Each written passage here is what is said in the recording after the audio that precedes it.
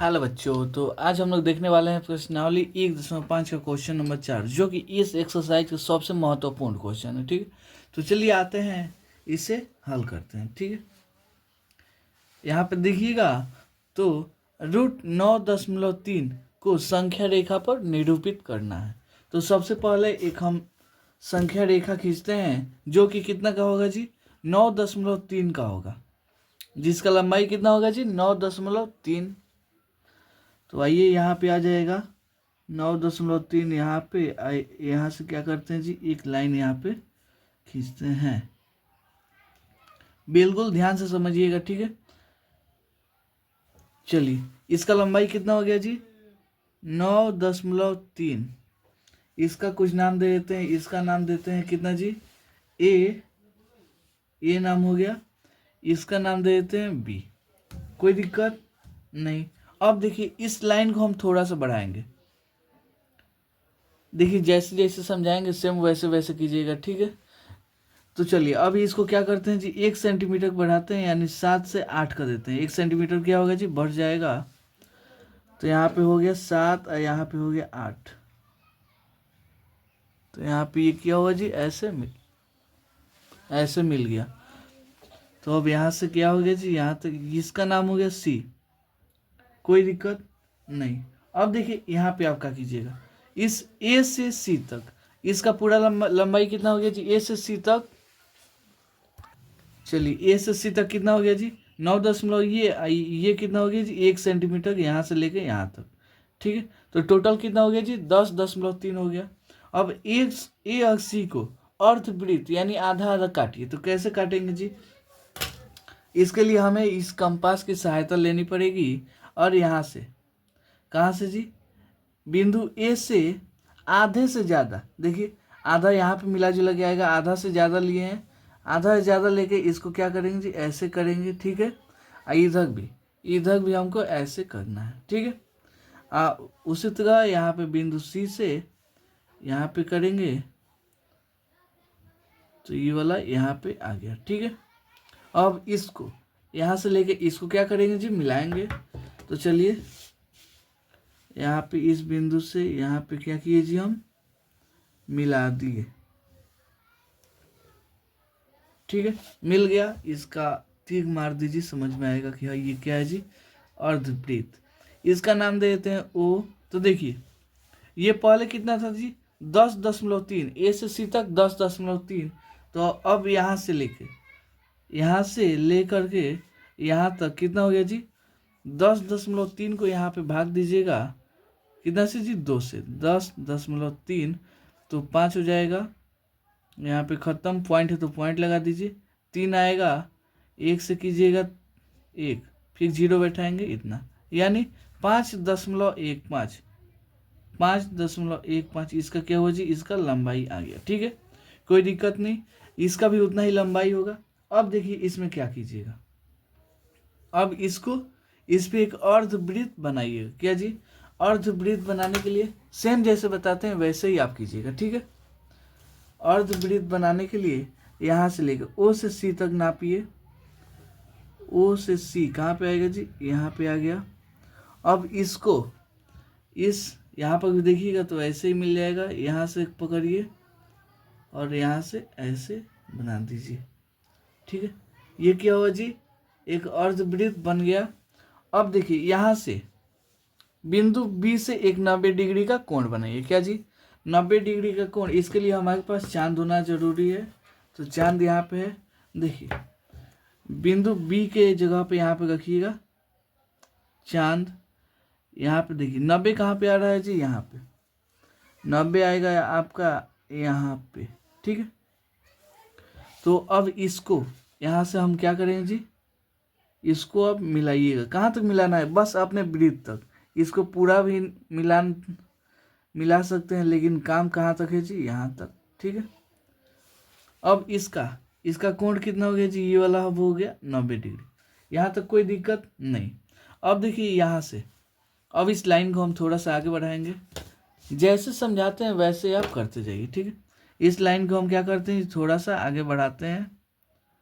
आप मन करे तो थोड़ा ज़्यादा ही बढ़ा दीजिएगा, ऐसे हम बना दिए। ठीक है, ये लाइन बढ़ा दिए। अब देखिए यहाँ से इस बिंदु को नापिए इस चांद की सहायता से। कहाँ से जी? यहाँ से लेकर के यहाँ तक, कोई दिक्कत नहीं। अब इसको यहाँ से, इस बिंदु से आप इसको यहाँ से मिला दीजिएगा। यहाँ से क्या हुआ जी? मिल गया। तो अब देखिए ये वाला, ये आपका जो बी से जो लाइन गया है, इसी का नाम क्या है जी? 9.3 रूट अंडर, ठीक है, इस लाइन का। लेकिन हमको चाहिए क्या? संख्या रेखा पर लाइन चाहिए। आप देखिएगा तो क्या बोला जी? संख्या रेखा पर दिखाइए। तो ये तो कौन संख्या रेखा है? नहीं, नहीं ना है। तो उसके पहले इसका नाम क्या होगा जी? डी। अब देखिएगा, देखिए ये तो हो गया कितना जी? यहाँ पे √9.3, और ये भी कितना हो जाएगा जी? √9.3, क्योंकि इसका लंबाई और इसका लंबाई दोनों क्या है जी? सेम है, ठीक है। यहाँ तक कोई दिक्कत नहीं। अब आइए, ये हमारा सिद्ध हो गया। क्या हुआ जी? ये जो लंबाई है और ये वाला जो लंबाई है वो कितना हो गया जी? 9.3। लेकिन हमको यहाँ पे इतना तो दिखा दिए, हमको इतना भी दिखाना ही था, लेकिन यहाँ पे हमको कुछ सिद्ध भी करना है कि ये सही हमने सिद्ध किया है कि नहीं, यानी हमारा जो आया है वो सही आया है कि नहीं। तो यहाँ पे हम कितना मान लेते हैं जी? पी इसको मान लेंगे, ठीक है। आपका फिगर इतना बन गया, इतना से भी काम चल जाएगा, लेकिन सिद्ध कर दीजिएगा तो बहुत अच्छा है, क्योंकि एग्जाम में मार्क्स सिद्ध करने के हिसाब से भी मिलता है। मान लीजिए 5 मार्क्स का है तो तीन नंबर इस पे मिल जाएगा, 2 नंबर आपके लिखावट पे मिल जाएगा। तो सबसे पहले आप देखिएगा, माना क्या जी? माना। यहाँ तक कोई दिक्कत नहीं ना है। अब देखिए यहाँ पे ए ओ, ए कहाँ है जी?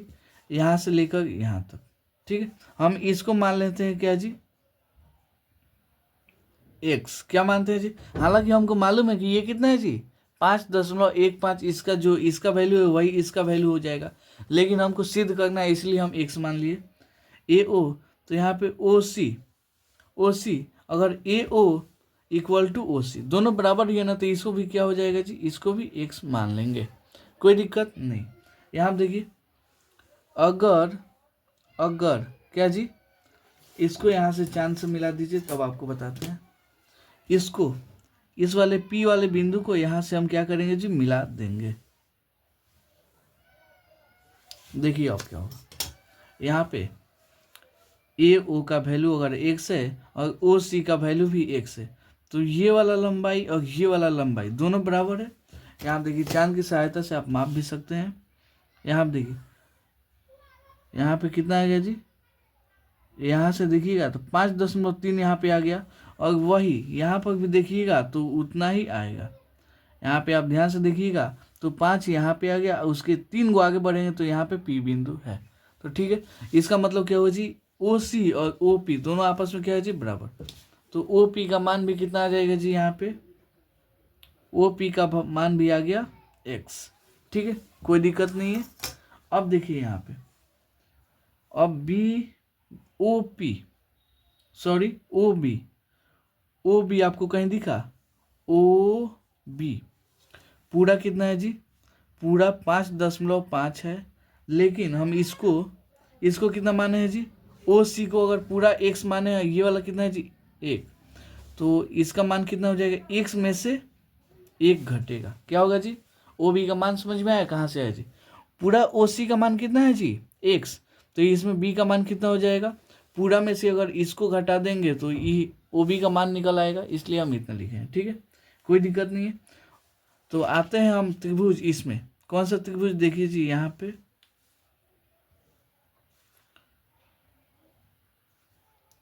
पी बी ओ, कहीं त्रिभुज ये आपको दिखा? देखिए यहाँ पे ये त्रिभुज है, यहाँ पर क्या जी? यहाँ पे, तो इसका यहाँ पे देखिएगा ओपी का मान कितना मान है जी? एक्स। यहाँ पे ओपी का मान कितना मान है जी? एक्स, और ओबी का मान कितना है जी? x-1। तो हमको इसका मान चाहिए, जो इसका मान आएगा, यानी इसका मान कितना आना चाहिए जी? √9.3, इतना ही आना चाहिए, तभी तो सिद्ध होगा जी। तो आते हैं पाइथागोरस प्रमेय से। क्या जी? पाइथागोरस प्रमेय से,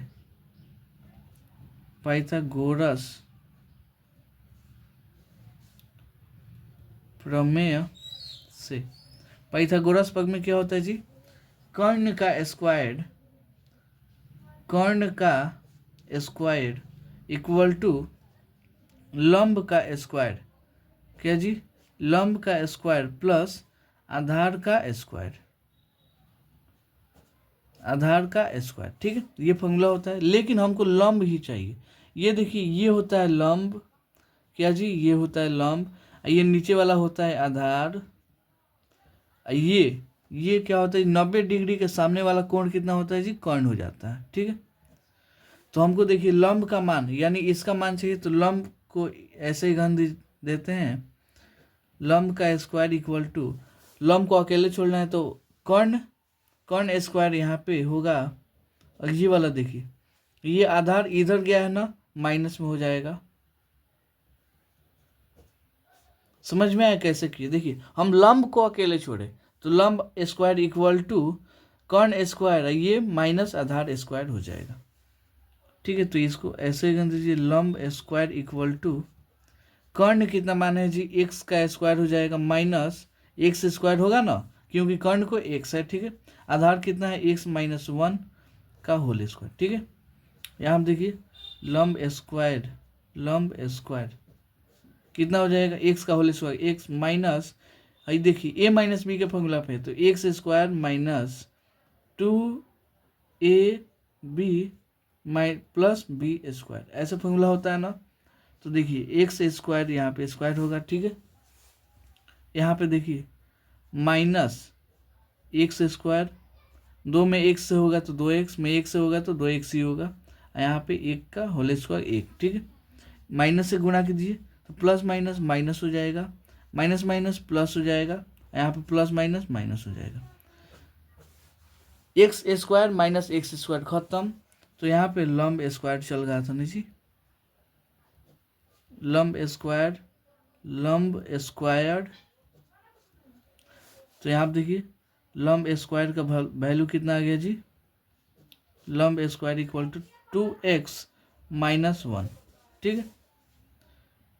तो देखिए लंब, क्या जी, लंब स्क्वायर इक्वल टू 2, एक्स का मान कितना है जी, एक्स का मान यहाँ पे देखिएगा तो कितना है 5.15, क्योंकि इसका आधा यानी पूरा का आधा ओसी का मान कितना है जी, इतना। तो हम एक्स की जगह पे इतना लिख सकते हैं कि नहीं, 5.15 माइनस 1, तो लंब स्क्वायर इक्वल टू आ जाएगा, देखिएगा इसको इससे गुणा कीजिएगा तो आ जाएगा, कितना आएगा, 5 दूना 10 हो जाएगा, 2 एकम 2 1 3 हो जाएगा, और 5 दूना 10, ठीक है। 2 अंक के बाद पॉइंट, तो यहाँ पे आ जाएगा -1। देखिए यहाँ पे कितना चल गया जी, लंब स्क्वायर का वैल्यू कितना आ गया जी, यहाँ पे देखिए 10.3 आ गया, 0 लिखिए चाहे मत लिखिए, इसमें से 1 घटाइए, लंब स्क्वायर। तो यहाँ पे लंब का मान कितना हो गया जी, 9.3, 10.3 में से 1 गया तो 9.3, इधर स्क्वायर है, इधर आ जाएगा तो लंब बस बचेगा, तो कितना आ जाएगा जी, √9.3, इतना आएगा कि नहीं, देखिए इतना ही। देखिए हमको समझाने में इतना लाइन खर्च हो गया, क्योंकि ये दो या 3 लाइन में बन जाता, ठीक है, लेकिन आपको समझाने के चक्कर में इतना आ गया, ठीक है। आप इसे बार बार प्रैक्टिस कर लीजिएगा तो आप इसे भी 2-3 लाइन में बना सकते हैं, ठीक है। बस इतना ही, इसका क्या हुआ जी, आंसर हो गया, प्रूफ भी करके दिखा दिए। आप चाहें तो एग्जाम में इतना भी बना सकते हैं, चाहे इसे प्रूफ करके भी दिखा सकते हैं, ठीक है। तो चलिए मिलते हैं अगली वीडियो में अगले क्वेश्चन के लिए, तब तक के लिए धन्यवाद।